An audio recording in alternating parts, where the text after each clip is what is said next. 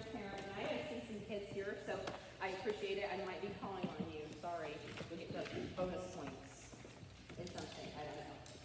Yes, bonus points. So, welcome. Everyone should have their folder. If you don't have your folder yet for your student, it's up here in alphabetical order. There are extras here if you need an extra one, and a pen if you want to go ahead and take notes. I understand that there is a lot of information in this folder and in this binder, and it is my goal tonight to go through everything as thoroughly as possible. I also understand that it's October, and some of these things don't happen until May, so you may have some questions between now and then, but I want everyone to have an opportunity to go through everything. So first off, in the pocket, the left pocket of your folder, there's a blank piece of paper. If you have notes, if you have questions as we go, feel free to do whatever you need to. If something comes up and you have a question, write it down. If I answer it, mark it off. If you still have it at the end, then ask it. Okay? So, welcome. First of all, I would start with the kids with an inspirational quote. So, are you inspired? Ready? Okay, I can move on. We're inspired. All right. How many of you, this is your first or oldest senior, or only senior? Okay? How many of you have done this rodeo before? Okay? So if you've sat through one of these presentations with me before, I appreciate it, and thank you, and I appreciate it. If it's your first time or last time, there are a lot of different emotions that students feel, and you as parents feel as well. So senior year is a lot like a roller coaster. At different times, it's different emotions, different things that are happening. We're really excited, and then it's just like, ugh, this is what it is. So a couple of you, if you're coming in late from folder, yeah, you okay? No, thank you. You're good. So it is a roller coaster of emotions, of events, of things that are happening and come about and go through everything. So it's not always great, and it's not always what we expect it to be. But it is a great time in your life and in your child's life. So we are excited to celebrate that with you and want you to be as informed as possible. Next slide is my information. By now you know my email. Most of you already have my cell phone. Everything is on there. I want to show you just a little bit on my website, and the kids know I am not super techy. So, frontenac249.org, students, then FHS counselor. I have not updated any of this since last May because I wanted to show you guys what it will look like when your kids go to graduate. So on the financial aid tab up at the top is where everything will be. I will put a recording of this meeting. I'm glad I'm not wearing the same outfit because that's always something I do. Slide deck of what we're going over. And then links for resources, other videos, scholarship resources, and then under this will be scholarships. And these are going to be local scholarships that I will share out with students. They will have the opportunity to have an electronic version, a hard copy, and it will be available on here as well. So every student has the same opportunity for every scholarship. So, and it's available for everyone. So that is what my website will end up looking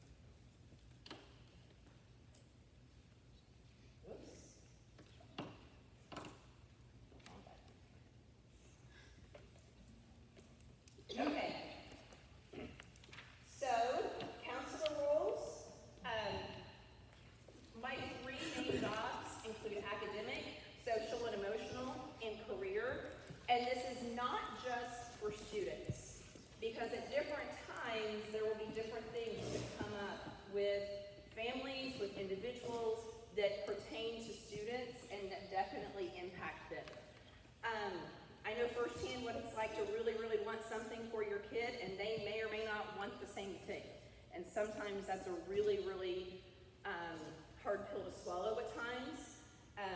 But having their best interest and knowing that, hoping that they're successful in the end will be what it takes. Career. I encourage students to have multiple career plans. Don't just, per se, put all of your eggs in one basket. Have a plan, have a backup plan, and sometimes a plan C is needed. It depends on what they want to do. It depends on what after high school life looks like for them. They may have known since they were in 3rd grade what they wanted to do, or they may have changed 4 times since last week, and that's okay. So having multiple options and different plans. At this point, I want you to go to the very back of your folder. And the second to last page is called Senior Pictures. It's white. Everything's color-coded. So the second to last page is white. It's called Senior Pictures. This is not my role, but somehow it's like other duties as assigned or groups have a little asterisk on it too. So, senior pictures. In the yearbook, your senior pictures, their student senior pictures are not the ones that Jocelyn comes and takes. So that you will update their senior pictures for the yearbook, for senior spotlight, for anything else that we use. So if students haven't had their senior pictures yet or are in the process of, that's what we need. We need their senior picture, and then it lists where to send it to, the date to send it to, send it by, and then we need different things because at the end of the year, they will do a transition video. So they'll take baby, middle or elementary, middle school, and then high school. So everything on there is what you need to send and when. And January comes really quickly, so that way everyone has that opportunity and you know about it now.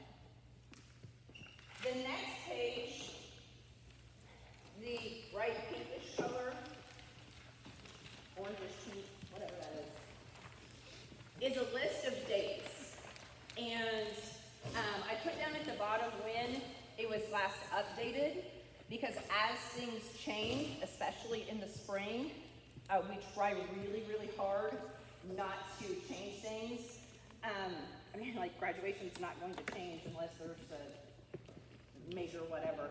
But as you have family coming in or need to get off of work and that sort of thing, you have a list of everything that is throughout the course of the year. If we need to update this, which we will, you'll get an update, and in that bottom right will have when the last update was. So you can stay up to date on everything as far as senior stuff and dates. Okay? All right, back in your folder, back on the slideshow. Slide 6 talks about graduation requirements. Everyone here is either back on track or already been on track, so we are good to go. The last thing I want is any surprises come April. We have to make sure that we are passing everything. The kids know that where their class rank and where all of those things are right now are dependent upon passing all of their classes. So have to still get the 28 credits. They will end up graduating with more. Most of them will graduate with more than 28 credits. But those are the requirements that they have to have. Class rank. Class rank. As you fill out information or as you're asked questions, our GPA at Frontenac is unweighted. So that's an important question. A lot of places will ask, is it a weighted or unweighted? So we are an unweighted 4.0 scale. Class rank is based off of GPA. Multiple students will have a 4.0. Anyone with a class rank of 1 would have that rank of 1. The next highest GPA would be whatever it is. So, help me out, guys. If you had 6 people with a rank of number 1, the next person that had next highest GPA at 3.984 would be rank number 7, right? So you could have multiple people rank number 1. We do not do because we could have multiple, and if you're ranked number one, then those colleges or scholarship opportunities, you're ranked number one in the class. This will probably change at the end of the first semester based on grades. There were 54 students whenever grades were ran in May. They'll run it one more time in December. That will be their 7th semester transcript, and then their final one in the 7th semester in December, and then final in May. If you look in the back of your folders, you have 2 copies of a transcript. One hard copy of your student transcript. All students were emailed a PDF version of their transcripts in early September, and they are also available on Xella. So every kid can have access. They have a PDF version of their transcript, so they can get it at any point in time. The second copy, and most of you have that, I went into English classes, and we went over transcripts, we went over GPA, we went over class rank. All of those things were at the bottom left of their transcripts, if you want to see their class rank and GPA. Excuse me. We talked about goal setting. So your second page is in your students' writing. I think it's kind of fun to see like their mindset. So they were asked 3 questions. Number 1, do you want to maintain or improve your GPA? Number 2, how do you plan to do that? What steps do you plan to do that? And then number 3, what supports do you need from your teachers, your parents, me, anyone else? What do you need? I see some of you snickering and smiling because yes, they are kind of funny. Like, just leave me alone, or I'll see you every morning. Like, there's a wide variety. Don't talk to me, or start every day with me. So it's kind of interesting. So I wanted to go over that with you so you saw where your kid was at this point in time, just a couple weeks ago at the beginning of the year. But if you haven't done so with like car insurance, that sort of thing, there will be different good student discounts. You can use this for that. You have a PDF version so your kid can print out whatever they need to. I am very particular on transcripts, like no one else has access or sees and knows and that sort of thing. That's why it's in the back and specific for you.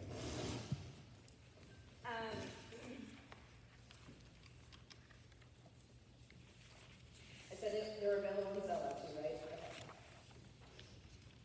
Okay. Sometimes we want to know exactly when to do everything. And there are some things that we need to do immediately, and then there are some things that it's okay to wait on. So we went over a timeline with the students, and they need to have a personal and appropriate Gmail account. So that way they are using that for any applications, scholarships, anything like that, with letters of reference as well. Their school email account does not get cut off. However, once they're in college, once they're an adult, they're not going to be wanting to use their Frontenac school email. So Gmail to Gmail works really well. So that way they can transfer everything. So I've encouraged the kids to go ahead and create an appropriate Gmail account and be using it on different things.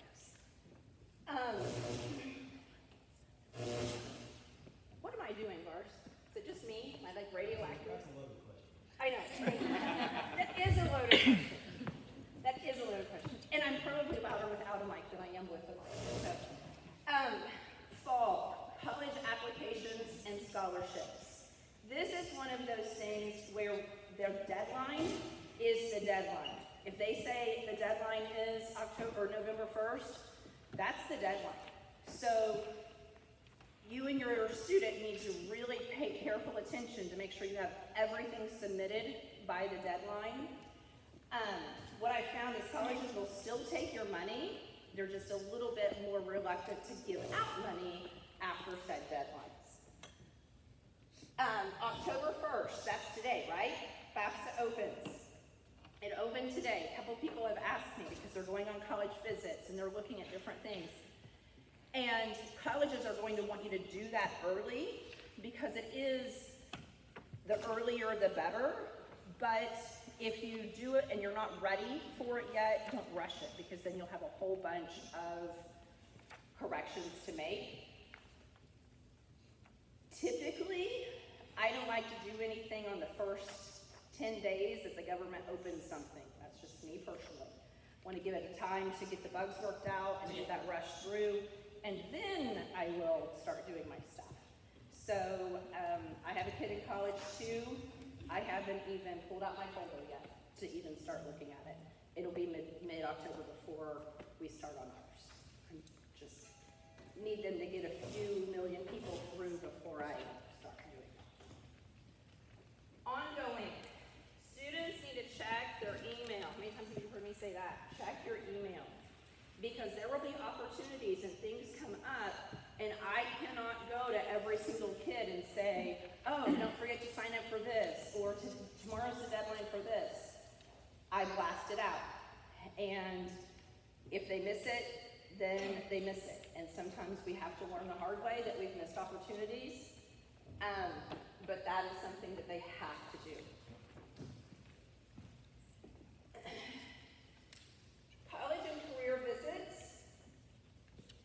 Our handbook says that students get 2 college visits.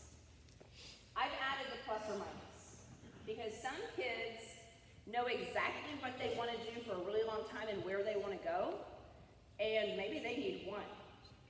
Some students may have multiple opportunities, or they may go to 2 and not feel the fit at either place, and I think that's ridiculous to limit it to 2. Students that are going into the military or may have job opportunities, they may have extra things that they have to do. In military, they can go to Kansas City quite frequently for METS or ASVAB testing or PT, whatever it may be. So I've added the plus or minus, and I'll die on that hill, because some of my kids need more than 2. Some don't need any, okay? If they are going on a college visit, they need to have the conversation and email. Add this on there because it's not on there. On bullet number 2, approved and verified by Mrs. Niederklein. Email Mrs. Niederklein and Crystal. So Crystal will put in the attendance, and her email is cfields@frontenac249. The student needs to do this because it's the student's college visit. One of the things that we're trying to do is get them more independent. So they will set up the college visit. They will get what they need to. They will email Crystal and myself.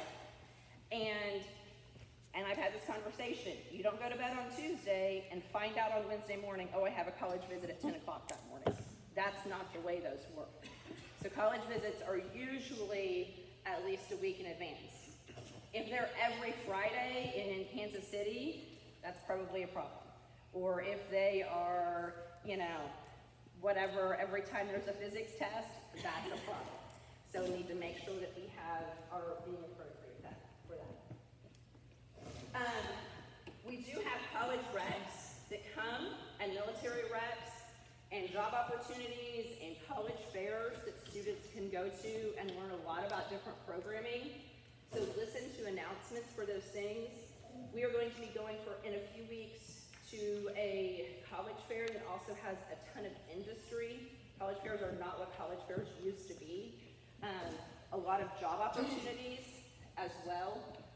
And then also group visits. So like Missouri Southern has a criminal justice day. So I'll take anyone who's interested in that to go there. But again, they have to check their email and respond and sign up for that. Testing. A variety of testing opportunities. Cross off December 2024, but December 2025, question mark. Because I've seen some colleges not taking October. So ACT, kids that are in here, does everyone have to take the ACT? No. No, it depends on what you want to do and what you plan on. You can get into a great 4-year college without taking the ACT at all. You can get a degree and a great job with no ACT. Depends on what you want to go into.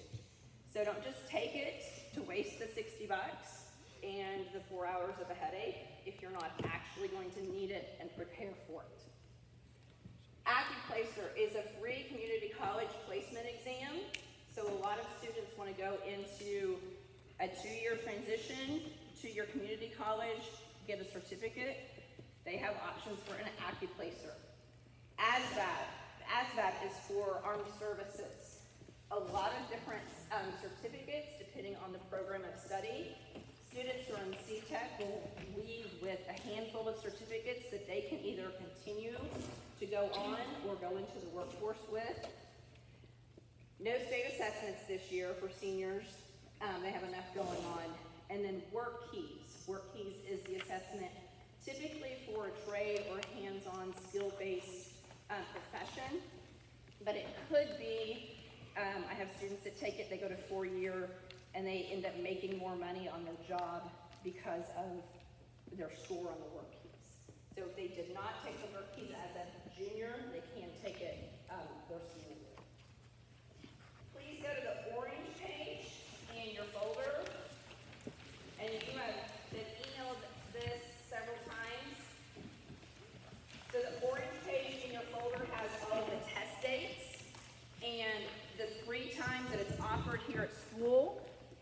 Seniors, really, it's the dark orange, not the bright orange, sorry. I have lots of orange, lots of things. So it's the dark orange, right after the white page. Got it? Okay. So, they can take it here in November, on November 5th. Is that the right date? Okay, yeah. I'm 1 day at a time at this point in time, so I haven't got that far yet. They can take it and they can sign up to take the national test dates. So like I said earlier, most scholarships and colleges don't take it past the December date. So they want to take it the sooner the better. So those are the lists, the fees. I think the next one in October, I think the next one was Monette or Pearl Junction, if they were wanting to sign up for that. Okay, we're back on slide 11. I said that we can get into college without taking the ACT, and the 6 schools, state colleges in Kansas, those are the degree requirements. Each program may have a different requirement. Different areas may have a different need or a different expectation, but those are the overall basic getting accepted platforms in order to get into those schools. Probably not going to get a lot of scholarships at that level. One thing that is important is they must have a 2.0 or higher in any dual credit classes. So whatever dual credit they're taking in high school, from any community college or Pitt State or anything, CTEC included, a 2.0 is required. So making sure that they are taking those classes seriously. And I don't want kids, like, there's a huge debate, but sometimes having too many college credits is really not an advantage because they go into college with all of these credits and now they're taking chem, bio, and physics all of the same semester. So there could be some different things. So just so you know where it's at. One thing that I love to use is something called Kansas Degree Stats. And this is from Kansas Board of Regents. And whenever you get this, you will be able to click on the link. And it helps, so if they know what they want to do, maybe it works. If they know what they want to do, they can use this tool to go through and say they want to go through, maybe they want to go into nursing. So they can look at nursing, there it is, okay.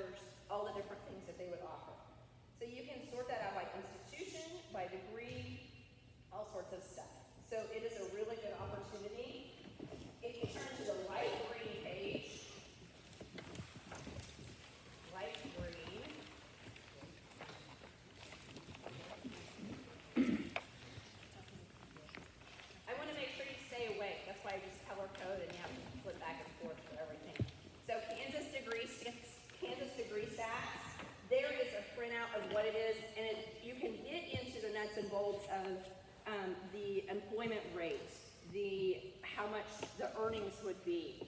Looking at, if you're looking at nursing per se, a 2-year versus a 4-year, what is going to be best in the long run and the short game as well. So lots of different opportunities there. KansasDegreeStats.gov. I like that website. Apply Kansas. I'm back on slide 13. I wanted to have this now, October 6th through 8th. All of the schools in Kansas, the 6 universities in Kansas, major universities that have a fee to apply. So K-State, I think, is $40, KU is $50.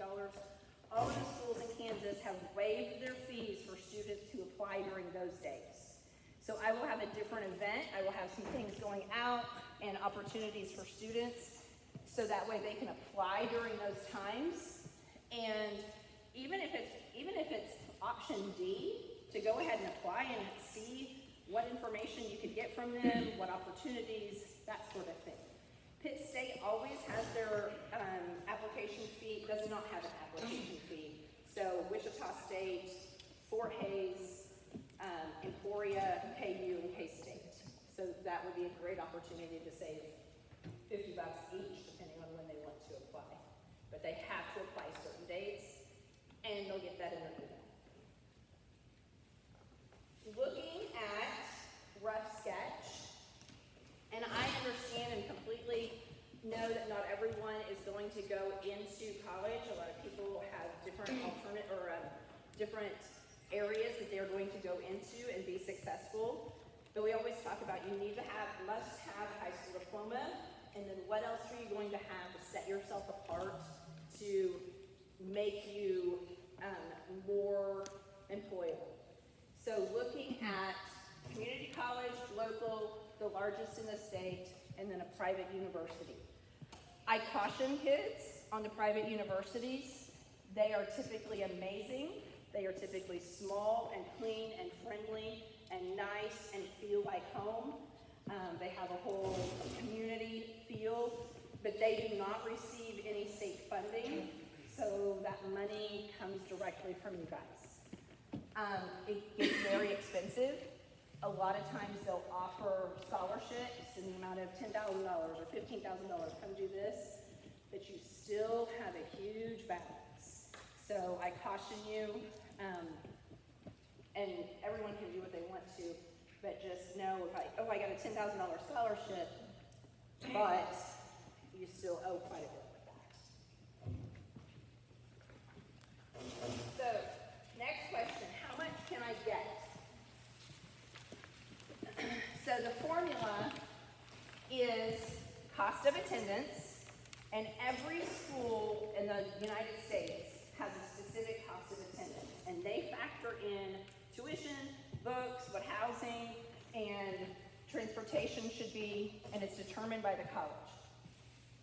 Then they subtract the student aid index, and your SAI student aid index is an important piece that we're going to get into in just a minute.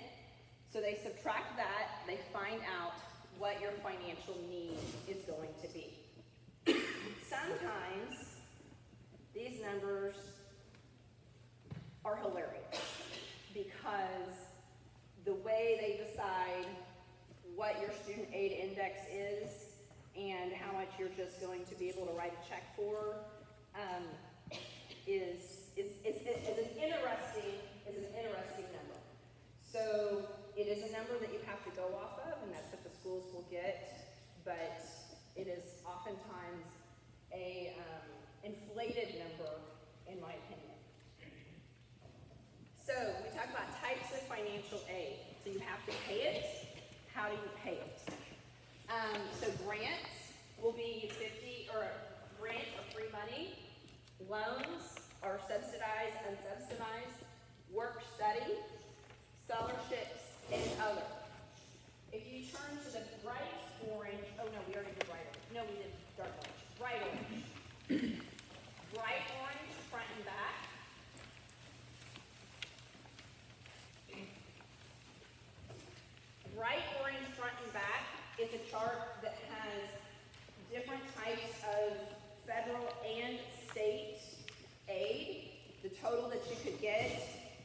difference between subsidized and unsubsidized, when interest starts occurring, when you have to start paying back, that sort of thing. They will always let you have a federal Parent Plus loan. The parents can also take out a loan as well. Just anytime it says loan, you have to pay that back, okay? If you look at the back of the green page, we've already looked, the front was the Kansas Degree Stats. The back that's facing the bright orange is another part of Kansas Degree Stats, and it has a ton of information regarding opportunities for scholarships, both state and nationwide, and different opportunities. So you will get this digitally. This is last year's because Kansas Board of Regents has not published the new booklet yet.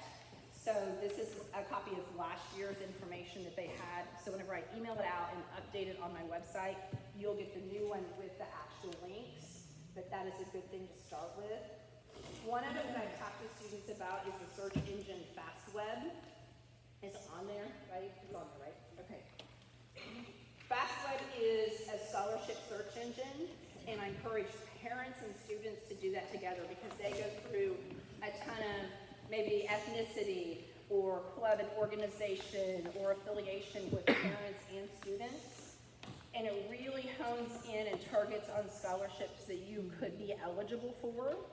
It also provides the number of scholarships and how much they are worth. So if there's one scholarship worth $500 and last year 800,000 kids applied for it, I probably wouldn't waste my time. But it just depends on what you want to do. So those are a lot of different things. Know that whatever you sign up for will have your information and will be contacting you. So whatever you put in, somebody's going to be finding that.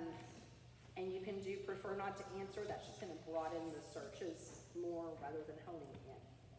So those are options as well. Under the work study tab, I want you to put an asterisk there. There is only one place that you can sign up for work study, and that is when you're filling out your FAFSA. You have to check the box, yes, I'm willing to do work study, and that's the only place that you would be allowed to do that. Work study is whenever students have jobs on campus and get paid for it in some way or another.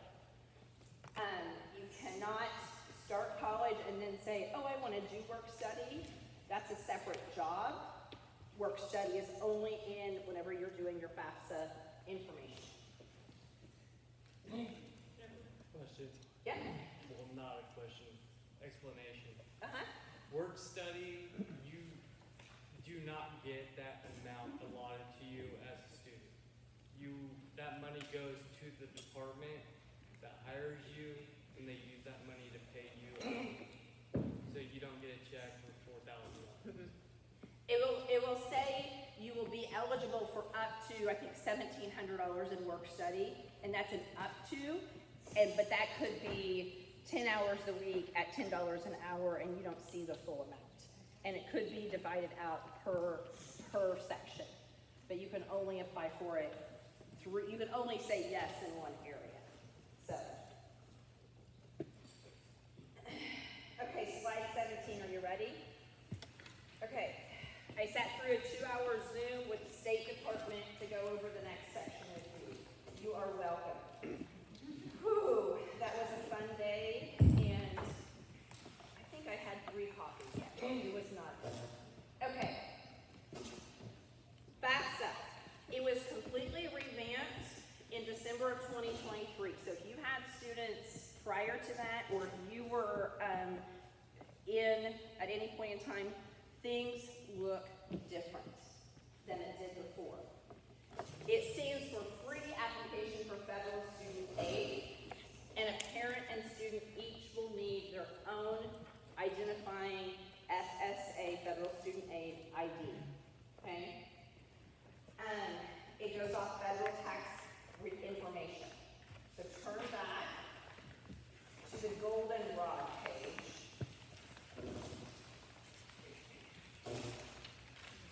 I started with 10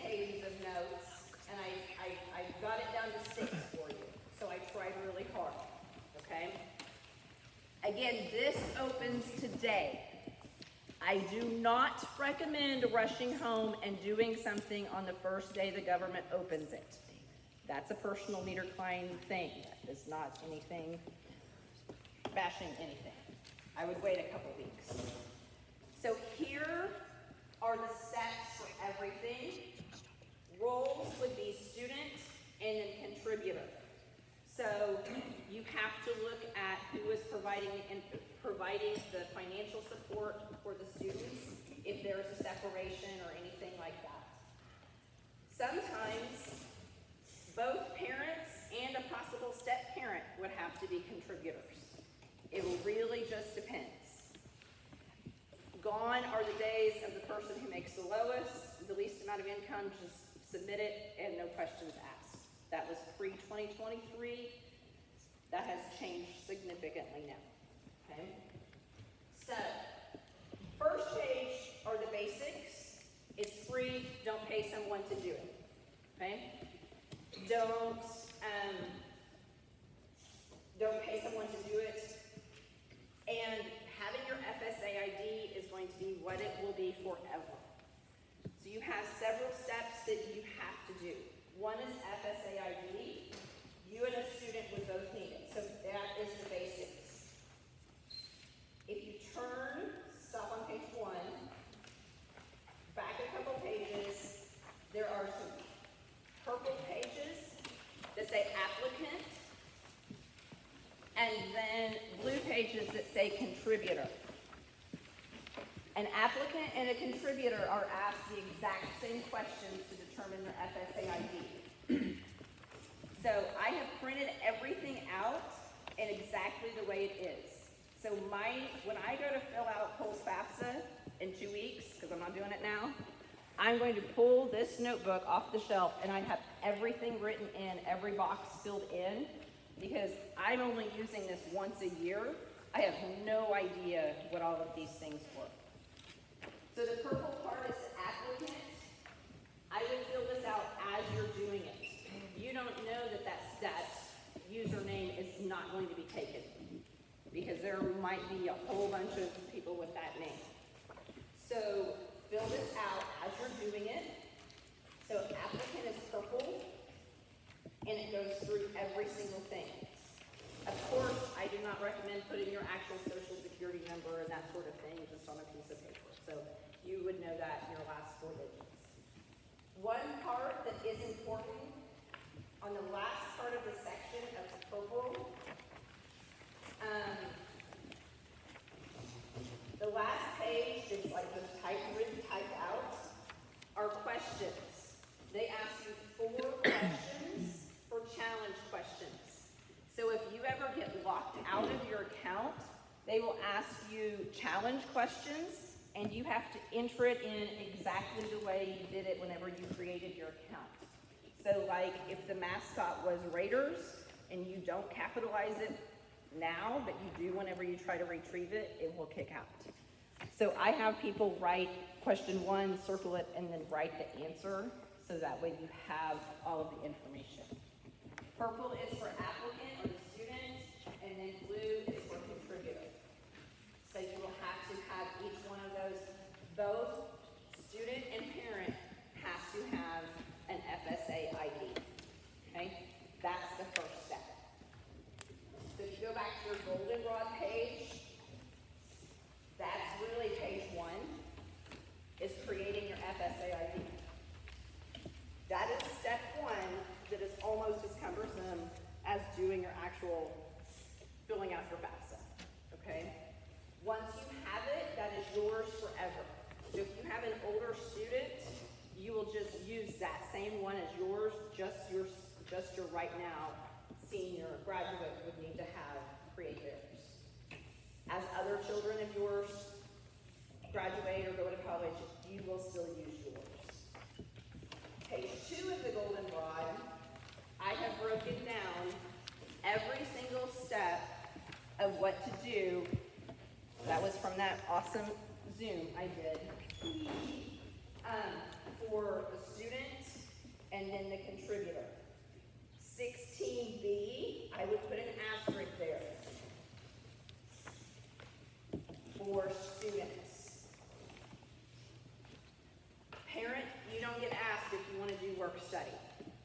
only in the student part. Okay?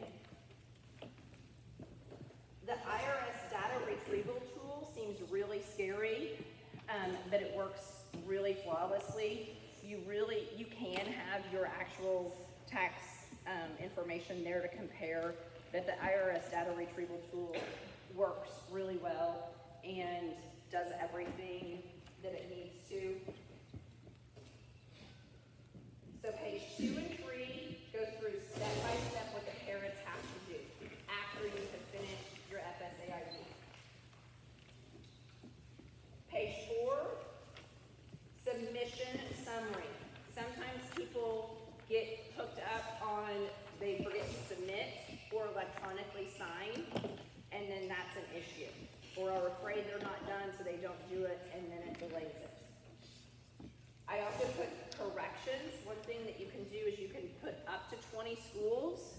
You can always delete, but they won't allow more than 20 schools. Whatever schools you put in there will have all of your information and can start offering you financial aid packages. So if they have your information, again, that's options A, B, C. Special circumstances on page 5. It is based off of your tax information from 2024. But if there are special circumstances and things have dramatically changed or there is something way different, there are special circumstances that you can put that information in. So whenever the IRS says, oh, you made this much, but things have changed a lot since then for one reason or another, you can update that information in there. Common issues are right there. These were things that they brought up. And some kids you fill it out in high school, but you're answering these questions like you've already graduated, even though you haven't yet. And they don't have their first bachelor's degree, even though they will be working on it, that sort of thing. The most common thing that I have seen is parents and students. Parents want to be super, super helpful and go ahead and create the FSAID for the student. I wouldn't do that, because when they go to college and they are doing their financial aid stuff, you don't have a say on anything. They can't call and ask you. They just want a check from you. That's really all the college wants from you. Trust me. But a lot of times if parents are trying to do it, they accidentally put in their birthday or their social security number rather than the kids. So I really encourage parent to do their part, student to do their part, and they have to be able to have all of this stuff and do it on their own. Because especially if they take out a loan, it's in their name. They have to know what they're taking out, what they owe, that sort of thing. So, and then page 6, frequently asked questions. And then I did a checkbox on the back of page 6 of things that you're going to need prior to filling out and completing the FAFSA. Some people want to have everything together before they start. Some people like to just live life on the fly. So, but that is a checkbox is whatever you will need in order to complete that. It is not as scary as it sounds. I do not recommend doing the paper version. There is a paper version. It takes forever. I do recommend doing the electronic signature. Sometimes that's scary. You can print it off and send it in and sign it, and somebody somewhere has to upload and process it. That takes forever too. So if that's what you want to do, that's fine, but know that it's going to take more time to do that. Question is, do I really have to do this? Say you have college paid for one way or another, whatever, do I have to do financial aid? The recommendation is yes, because a lot of scholarships are based off of having a completed financial package, a completed financial everything for the student. So you may not even be eligible for anything, but that free money of scholarships that may pay for books or whatever, the legacy, $500 at Pitt State, the legacy, if you don't have your financial aid completed, that's just $500 you're not getting. So I recommend everyone to do it. If you decide to go to a trade schools, definitely you can use this. There are different places in the state, so I have a ton of kids that are hands-on, and they are going to finish a certificate or pick up a second one that will be paid for by the state, but you have to have FAFSA completed, okay? I have some kids last year who said, yes, Miss CedarCline, I have it done, hadn't started. July, I get the phone call that they're ready to start school and they've done nothing. It's a pot of money. When it's out, it's out.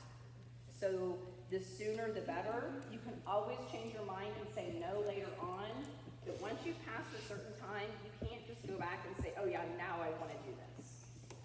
I would rather have something done and have some options rather than now what? Or now we have to take out a huge loan. So it is okay to do it and not use it, but going backwards is impossible.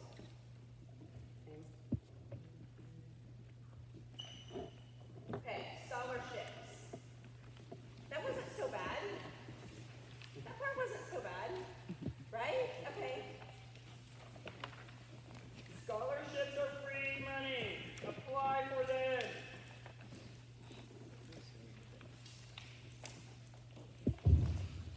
I don't know what slide I'm on.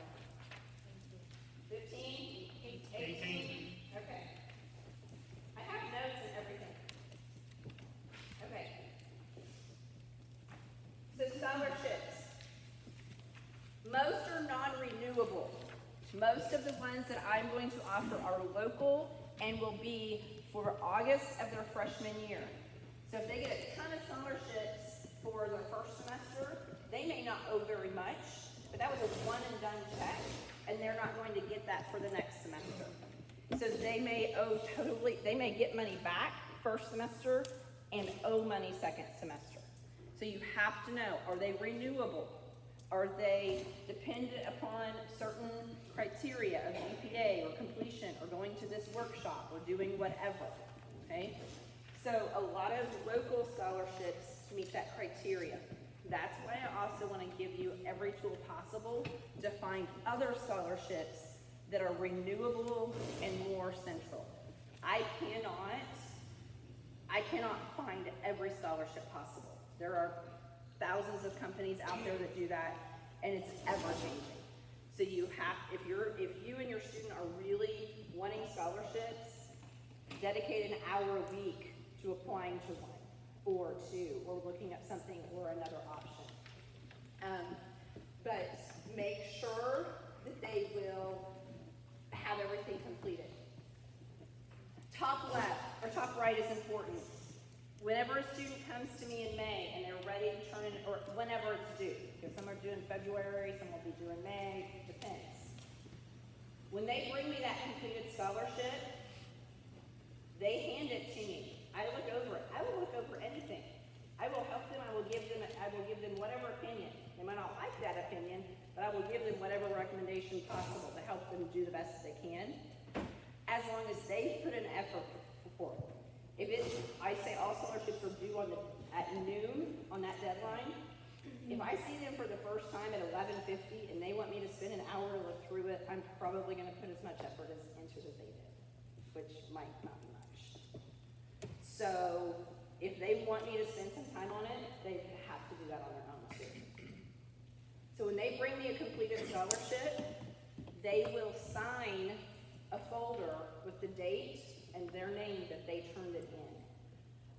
My office is an absolute mess when it comes to, right now it is bad, but when it comes time to scholarship, it is every single thing, because that is free money and opportunities for students. There's no messing around with that. So every student has to sign, every student needs to submit what they want to. When we have senior banquet night, and people are upset because they didn't get whatever scholarship, Most of the time, it's because they didn't apply for one, or finish the scholarship, or turn it in on time. I don't choose any scholarship. There's not one scholarship, there's not one anything that says, Ms. Niederklein, who do you want for this scholarship? That's not my role. I facilitate, I organize, I pass it on to whatever committee, and then those decisions are made, and then I come back. Okay? Thank you notes, I'm a big stickler on thank you notes. If somebody's going to offer them free money, they are required to write a thank you note. I will walk through that section. They will be available in August, and I send out the information when those are available to pick up. And checks will either be sent directly to the college or to here, and then we'll get it today. If you look at it's near the,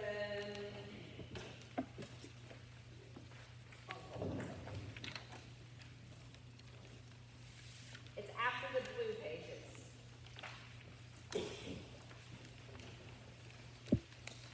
This is a very helpful website. The KASFAA, Kansas School Student Financial Aid Administrators. And I put in the first box how to get to it.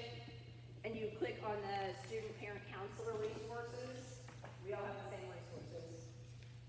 There are lots of opportunities there as well. And those are primarily Kansas, but we'll open up for other areas as well. They will help navigate and update as they need to with opportunities and any updates that are required. The last page, the bright pink page that's right next to that white one, is for Frontenac Education Foundation. Every student that graduates from Frontenac is eligible for $200 per semester for 4 years. And that's the next semester after they graduate for 4 years. And they have to sign up for that every year. Those deadlines are hard deadlines. They are there in the box. This goes through Frontenac Education Foundation. And I saw a lot of seniors at FESTA because they are going to be the next recipients of that. So that money, students apply. There's a Google form. It opens about 3 weeks prior to that deadline. They get on the Google form, they put in their student ID, they put in their information, and Frontenac Education Foundation takes care of that and sends the check directly to the school. Again, there's a paragraph. I do not have access to know if they've turned it in, if they've submitted the form. We send out like blast reminders that if they do it, they do it. It's $200 free that they get per semester for 4 years. Mm-hmm.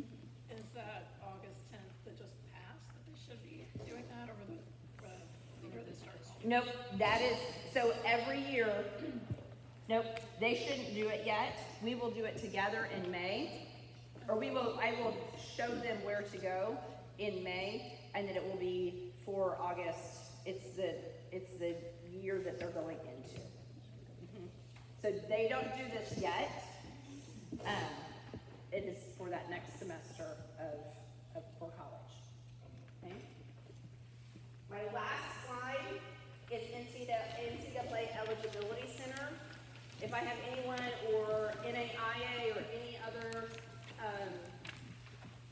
any other activity or sports going into college, students need to be meeting with me and making sure that they have met eligibility, had all of the applications and requirements met and filled out for that. That is a totally separate thing. But it is important to get on that early and make sure that way if any classes need to be taken second semester to meet those requirements, we get all of that stuff taken care of. You can't really decide in April that you want to play a sport, and that was the first conversation we've had of it. So making sure that we have everything taken care of well in advance. Okay? Okay, what questions? I tried to hurry, sorry. Is there some game on or something